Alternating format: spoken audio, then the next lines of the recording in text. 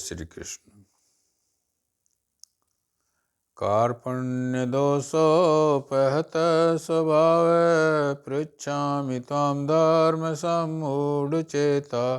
यच्छ्रेषा निश्चितं ब्रूहि तन्मे शिष्यस्तेऽहं साधिमां त्वां प्रपन्नम् शिष्यस्तेऽहं साधिमां त्वां प्रपन्नम्। आज हम आपको क्रोध क्यों आता है और इसका प्रतिफल प्रतिक्रिया क्या होती है, इस विषय में हम आपको कुछ वर्णन करेंगे। गीता के दूसरे अध्याय में इसके विषय में 2 श्लोक दिए गए हैं। ध्यायतो विषयान् पुंसे संगस्ते सुपजायते संगात संजायते कामात् क्रोधो विजायते। जो विषय होते हैं इनका ध्यान करने से हमें आसक्ति हो जाती है, उन विषयों की ओर हमारी आसक्ति हो जाती है और आसक्ति होने के बाद फिर हमें इच्छा हो जाती है उनको पाने की, यानी जिसको हम बोलते हैं कामना। यानी फिर हमारी कामना उत्तेजित हो जाती है और मन में उस विषय को पाने की इच्छा हो जाती है। यदि वह विषय पा लिया तो फिर और इच्छा होती जाएगी, बढ़ती जाएगी हमारी इच्छा। और यदि इच्छा की पूर्ति नहीं हुई तो फिर हमें क्रोध आ जाएगा। इस प्रकार से ये क्रोध का जन्म होता है।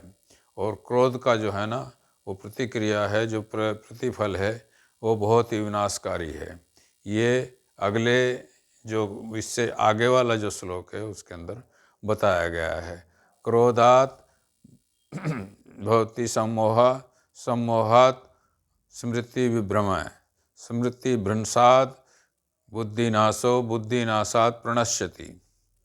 यानी जब क्रोध आता है तो हमारा जो है सम्मोह हो जाता है और सम्मोह होने से हमारी स्मृति जो है वो नष्ट हो जाती है और स्मृति नष्ट होने के बाद फिर जो हमारी बुद्धि का नाश हो जाता है और बुद्धि का नाश होने से हम अपने स्तर से गिर जाते हैं।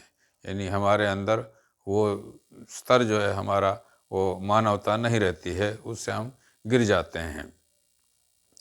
तो क्रोध जो है ना वो हमें नहीं करना चाहिए।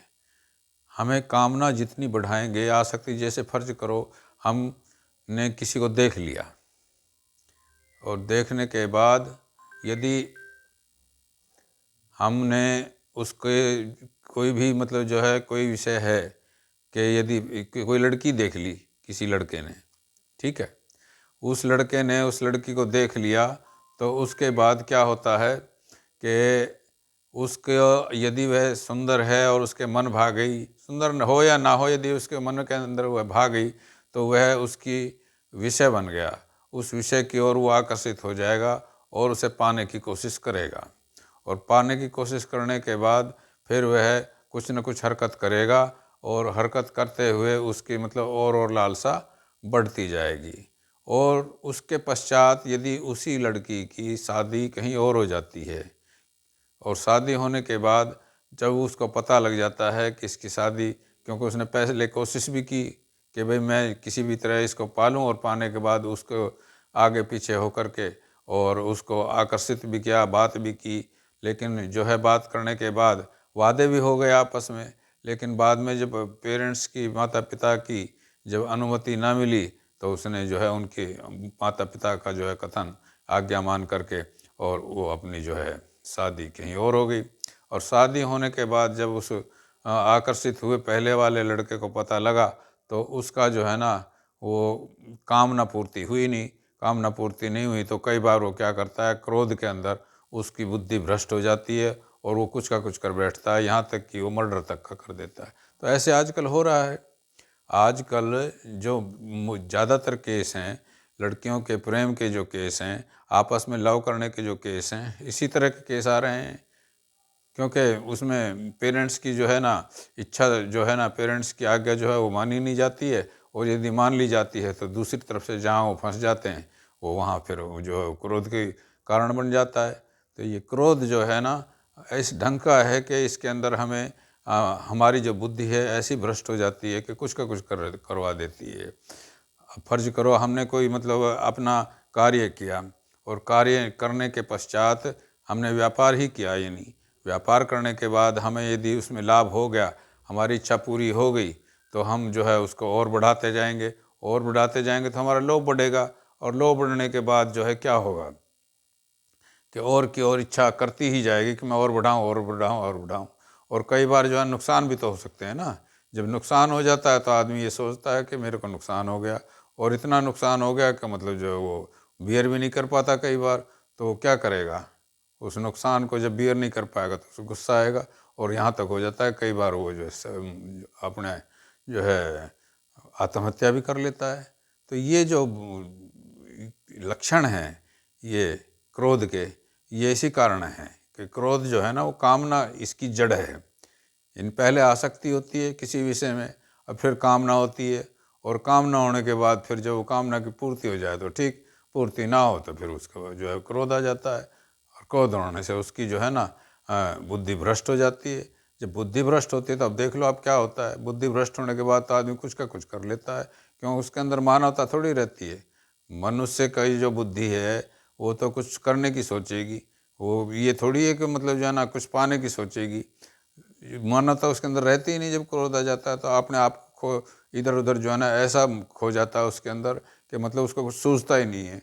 बुद्धि इतनी भ्रष्ट हो जाती है उसकी, और वो अपना जो है ना अपने आप को ख़त्म ही कर लेता है। ख़त्म का मतलब ये है या तो वो अपने जो है व्यवहार से दूसरों की नज़रों में गिर जाएगा, या अपने आत्महत्या कर लेगा, या किसी और प्रकार से जो है ना उसका विनाश हो जाएगा।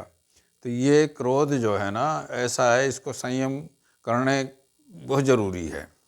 संयम क्यों कब होगा? जब ये हम इसका जो कामनाएं हैं, हमारी जो आसक्तियां हैं, उन आसक्तियों को जब हम कम करेंगे तभी ये कम हो सकता है। यदि कामनाएं हमने नहीं बढ़ाएंगे तो कामना जो है हमारी पूर्ति होने में कोई बाधा ही नहीं आएगी। कामनाओं को जो है संयमित रखो, अपनी जो मिल जाए जैसा खा लो, और जो मिल जाए जैसा पहन लो, और ज़्यादा ज़्यादा की इच्छा मत करो। अपना काम जो है काम करने का है, कर्तव्य कर्म करते रहो, और जब उनका प्रतिफल जो भी फल मिलता है वो भगवान पे छोड़ दो। भगवान जैसा करेंगे, जैसा कहेंगे वैसा मतलब जो है आप लोग प्रतिफल पालो उसका, उसी हिसाब से आपको फल मिलेगा। तो भगवान अच्छा ही फल देंगे, कोई बुरा थोड़ी देंगे, कर्म के अनुसार देते हैं वो। यदि आप स्वयं ये सोचोगे कि मैं ऐसा काम कर लूँ और मुझे मेरी इच्छा के अनुसार मिल जाए, तो वो तो संभव नहीं है, क्योंकि उसके अंदर कुछ प्रारब्ध भी होते हैं।